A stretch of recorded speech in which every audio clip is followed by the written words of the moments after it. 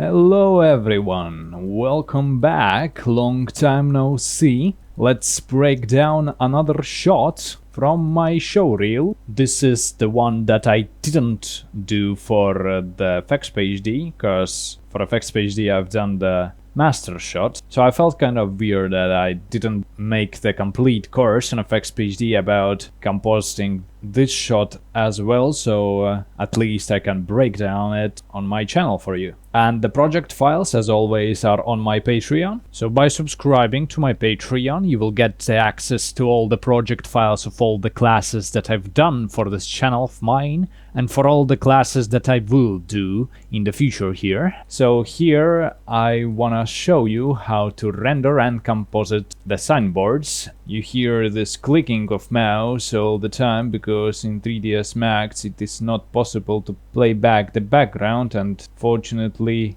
it just remembered all the clicks I did on this button, so I don't have to click anymore, and it thinks that I'm still clicking it. That's another life hack I've just learned. You see, the background never moves when you click the play button. So this is how the environment and stuff looks like here. So I've modeled them from scratch, these signboards. We'll turn on the edge face mode, we can see what the models look like. So always model some environment stuff around to cast proper shadows and global illumination. This really helps, especially when you don't have HDRI of the exact place where you are integrating the 3D objects. I'm gonna show the Buju project as well. This is just a nodal pan scene, because the camera is only rotating here. The camera has no parallax, that's why this is just the points mapped on a sphere, like that. Although it is very important to know the lenses of the camera, because the distortion is pretty strong when you are putting such a wide angle length camera and filming something so close. So I've inputted the lenses here. The lens is 25, and as you can see in 3ds Max the lens is same right here. So the way I've rendered such things back then, when I wasn't so curious about the distortion and 3D distortion, was I've just extended the field of view of camera, rendered frame, the static frame or a couple static frames depending on how much of an information I need, and composited them inside of Nuke through Project 3D. As simple as this. So let's see our script here. I tried to make it a little bit more organized, but to be honest, this is the first shot in Nuke that turned out perfect. So this is like the third or fourth shot I did in Nuke, and this one was the one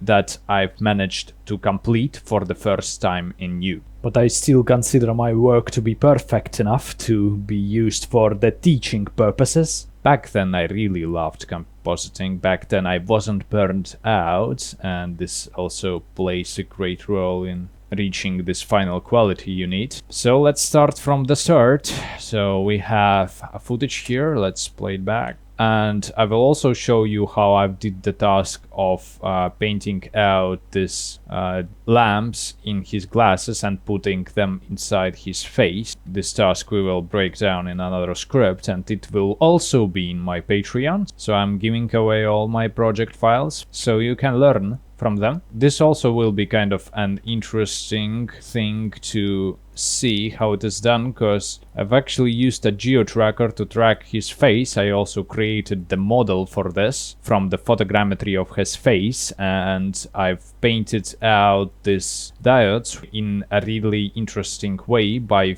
eroding them. I will show you all this. Let's begin with signboards, because I've said that I will describe the signboards. So we can see some lights happening in the original scene. As it is there, we should make it in 3D and shine with it with the same way on our 3D render. So let's go see what kind of light it is here. Just a mesh light with made out of box, so I modeled the box. So you can see that this light just matches this red light here, the position of it, and shines on the walls, which are casting global illumination on our signs, and it shines on the signs as well. well. Let's see how the models look like. So if we start with Chinese fast food, it is like a box with lights inside of it with subsurface scattering material on it. Subsurface scattering material works perfect on such signboards. So just a standard settings of some kind of let's see, all right, custom setting, but it works like perfectly on such signboards. It creates this realistic kind of scattering at the edges of geometry, makes really nice. And the weapon store plate is a little bit more complex. It has some lamps here. These are the positions of the lights that are inside of it. I'm not sure why they are not turned into lights here, these cylinders, but they should be lights. And these things also are the lights. These are extruded splines out of these letters to make the neon lights out of them. And you can see there's one lamp is missing here, and there's another lamp working here.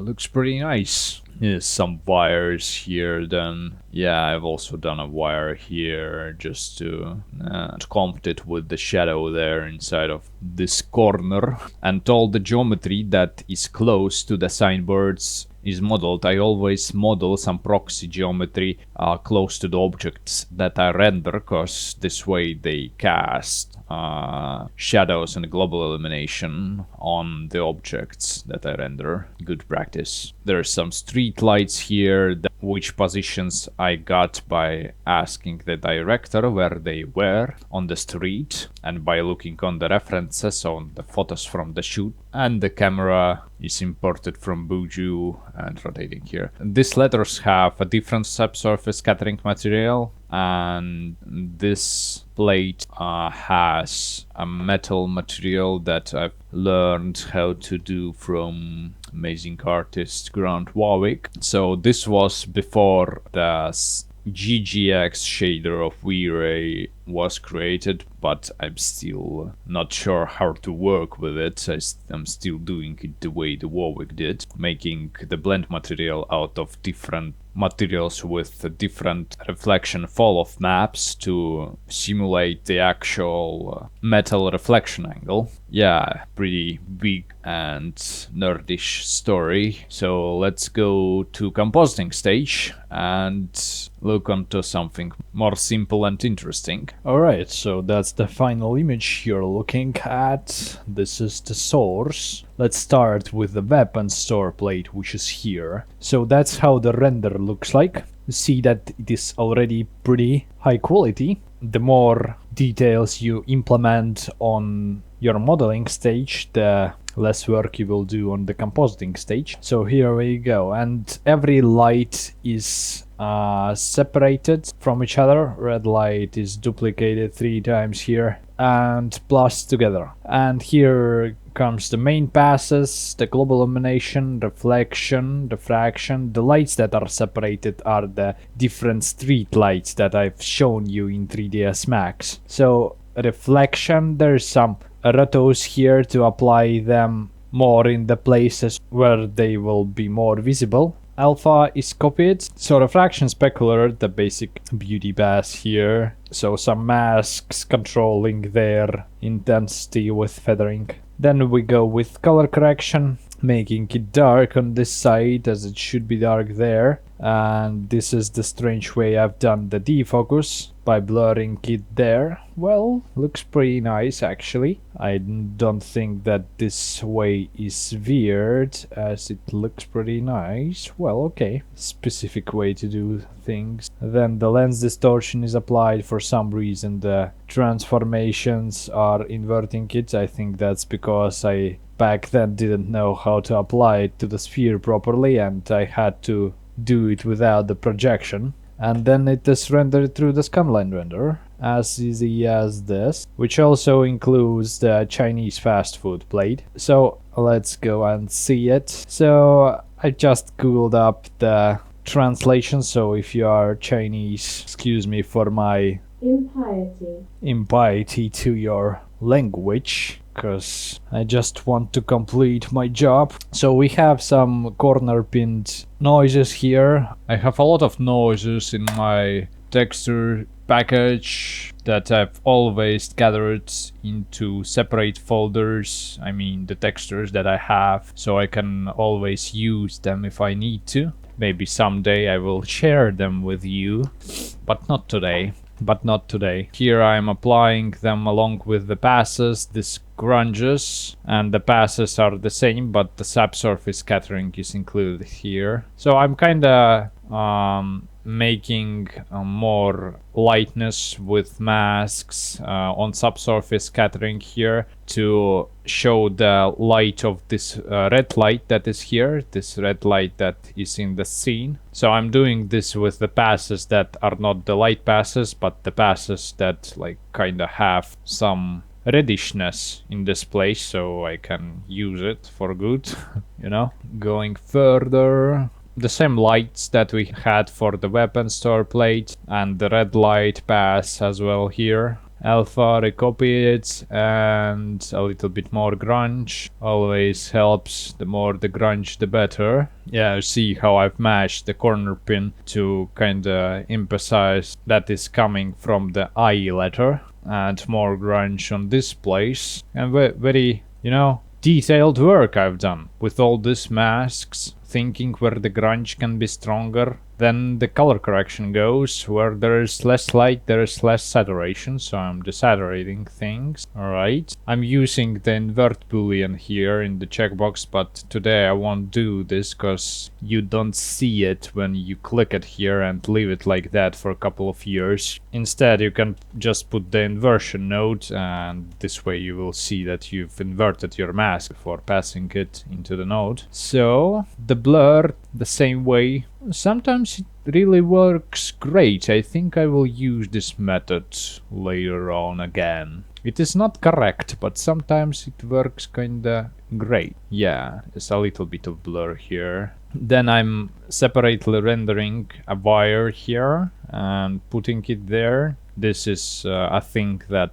I figured out after I've done this plate and was thinking what could merge it better with the environment, and this wire really helped to solve it. So let's see the output here. Here you go. It is the comp output. It is not the render output. It still works here, and the wire goes there. That's also some kind of grunge that I've put there on the wall. Beautiful. More grunge, and at the end it's put them on top of everything, inverted here, lens distortion, and then I'm putting it to the sphere and rendering it through the scanline render node. So there is no projection, this is just the textures of a sphere. Well, an interesting way to render things, Kirill Pleshakov. Vector blur for the motion blur, so outputting the channels out of the scanline renderer here, and then I have this motion vectors in the forward and motion channel. For some reason I don't see them here, and then I'm vector blurring everything with them. Yeah, maybe I don't see them because of the frame I'm looking at. Yeah, if I change the frame I can see the movement, because the movement happens everywhere besides the end of the sequence, right? So this is one of the reasons why the motion blur can disappear at the very last frame. Be sure to not get this issue or solve it if you see it for some reason. Alright, I'm making a light wrap around the weapon store plate. Kind of strange light wrap, but still the result looks perfect. That's a little bit of mist here that I'm doing with Video Copilot smoke. Is this Video Copilot? Yeah, it is. Just a smoke that is scaled up strongly and then blurred and applied as an atmosphere with a very low mix here in the merge node. Then I'm restoring the grain with a simple Kodak node that I've matched with the original footage. If you look here and here, you can see that kinda matches, you know. Yeah, and then we are merging the plates with the original footage just on top of it. So without the graining the original footage, I'm just merging the grained 3D renders on it, doing some more light wraps around the head that I had to rotoscope here in front of the plate. And well, yeah, shot done. Alright, now I think I will show you the eyes of the Terminator that I've also figured out. Alright, so here's the final shot. Can't say that this is the best animation of eyes I've done, but the pipeline is the same everywhere. And the task was to replace the diodes that were integrated to his glasses to the diodes inside of his eyes with the actual shining red eyes that should parallax differently and kinda shine through the glasses. So I had a couple of shots where I should do this. This is the close-up shot, the hardest one, cause a little bit of wrong movement will make it feel like a hypnotoad out of Futurama, you know? Just try for yourself and you will understand what I'm talking about. So first you have to clean up the original diodes, and this was done a lot later than this plate, so that's why these techniques are far more advanced here. So first of all, I'm stabilizing them by the actual cards that are moving with his glasses, the glasses that I've tracked with the Geo Tracker using the glasses Geo. So I didn't receive the specific geometry of the glasses. I just took like the first OBJ from the web and it matches great enough to be tracked with the Geo Tracker. Another tracking geometry I've created is this face of him, because we had full-scale Kinect scan of this guy, and I've reduced the polygons of it, cut out the head. With it, I've basically tracked his head everywhere. Of course, for the effects purposes, it needed a lot of red topology, which we've also done. If you want to know how to track with Geo Tracker, I've made like the best geo-tracking course ever made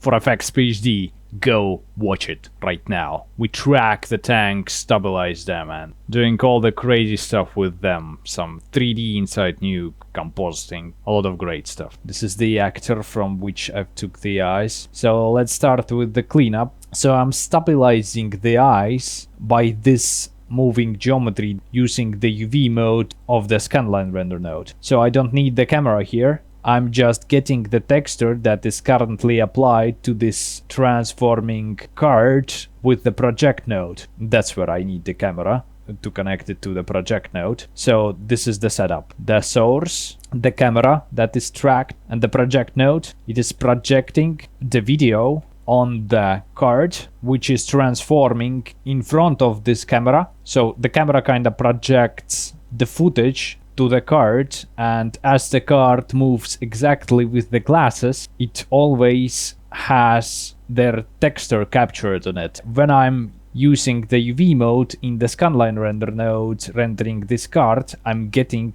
the actual texture that is applied in every moment and becomes stabilized. So first of all, I'm selecting the places that I want to clean up, selecting this red light with the red keyer. So just the red keyer, very harsh, blurred, eroded, and selecting this area. Then I'm selecting area which I don't want to erode inside, because I want to erode inside the dark spots of the glasses, blurring it, and this is the actual area that I'm eroding inside, with a lot of erode nodes. That's why it's so slow. They are all linked, so by controlling one of them, increasing the erode region, it's like the stack of IBK color nodes, but in a more simple way. And then I'm putting this thing behind this texture, covering this hole behind it, like that. Perfect. Same way with another glass, same amount of erosion,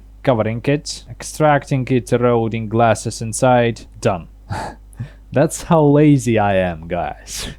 That's how lazy I am. And then I'm retracking it back by connecting the camera to the scan lines, the same moving camera with which I've projected the moving footage on the moving cards to stabilize them with the UV mode. And the way I'm retracking them, I'm taking this texture that the UV mode of the scanline render is here outputting and reapplying it to this same card with this same transformation. And then I'm looking on it through the camera. That's the way I'm putting them back to where they should be, with the same sharpness that should be there. Pretty cool way to clean up things, sometimes works really great. I like it. And I'm merging this cleanup just on top of my degrained footage. Alright, looks like I should turn off the mining. Yeah, they are a little bit still seen there, because I'm not using the full opacity of this cleanup, as I want to leave some of the original diodes there, as they also help me to composite the same red eyes into the different depth. So I'm taking this animation that was done by the motion graphics artist. Let's see if I can play it back for you. Yeah, that's how it looks like. So this was done in After Effects and outputted into PNG sequence here. It has the alpha. And I'm just making a little bit of artistic enhancements here by plussing it together with itself, changing the grade a little bit so that I can create kind of a glow inside, kind of a distortion outside of it, which also will shine through his skin. I'm putting it once again together here, making one more hamburger layer here of it, and alright, why can't I see it anywhere? Because I've transformed it. And putting it into another layer inside of this stream where I have the eyes. So if I will look to the eyes layer, we can see them now. So they are in the exact position where they should be. I also took his skin out of his photo to use it for lighting of the skin under the glasses, and I will show you how. So I just took his photo. For some reason I wanted to paint his eyes out of it, then degraded it, graded it, made some alpha, promoted it, and I'm putting them together with the layer of the eyes here. Then I'm using another mask to adjust it a little bit more when I need it, so I can place it exactly where I need on the model, mapping it on its UV channels. And I have it already tracked with the Geo Tracker. Let's see if I have the Geo Tracker here. No, I don't have it on this. So unfortunately I can't show you the tracking process with Geo Tracker right now. I don't have it on this machine, and Nuke 246 it is called, FXPhD course, where you can see exactly how to track with Geo Tracker in every detail. I will even put the link into this description for you. So I'm rendering this face, and this model is always where his actual head is. So if I like turn on the rendering mode wireframe here and put it on top of my footage, you can see that it always follows his head because I've object tracked it. Yeah, so that's how it is. Geo Tracker is awesome. After making this course on FXPhD, I started using it a lot more frequently, because sometimes I did things with Mocha that I could track in 3D a lot easier and faster with Geo Tracker. Yeah, so I have this face tracked on him. Let's render the unchanged mode. Here I'm extracting the layer of the eyes, which are turned on a little bit earlier here. See how they look like. Yeah, so here we go. That's his eyes tracked, flying with his model in front of the tracked camera. So I'm taking out the noise mask. It's not the noise mask, it's the nose mask. To mostly cover the back eye with the front nose, and to cut a little bit of light from the left eye. So I'm cutting this eyes with it. Yeah, getting a little bit more precise shape of his skin, which I'm plussing on top of the footage to kinda make a glow around the places where his eyes are glowing. Yeah, this is a heavy script I got here. So a little bit of nodes and already so heavy. Guess that's because of the erosion filters. If you want to process it and you don't have enough processing power, you can put this scan lines into precomps by rendering them into EXRs and then reading them here. This will help you. And again, I could put all the precomps into my Patreon, but as I said, it is not real because the precomps weight as much as the source footage, and the source footage is like 1 gig, so each precomp will weight like plus 1 gig, and if it will have more channels baked into it, then it will weight even more. So that's why you should render it on your machine separately if you are getting files from me. So you see it adds a little bit of reddishness around the places where his eyes will glow, and when I'm adding the eyes on top of all this stuff, this really completes the picture. I'm not rotoscoping the glasses to plus his skin on top of his face, because shining works perfectly without rotoscoping the glasses. It's like the overall lightness around the places of the glowing eyes. Come on. And done. Just plussing the size on top there, and here I'm masking the old render to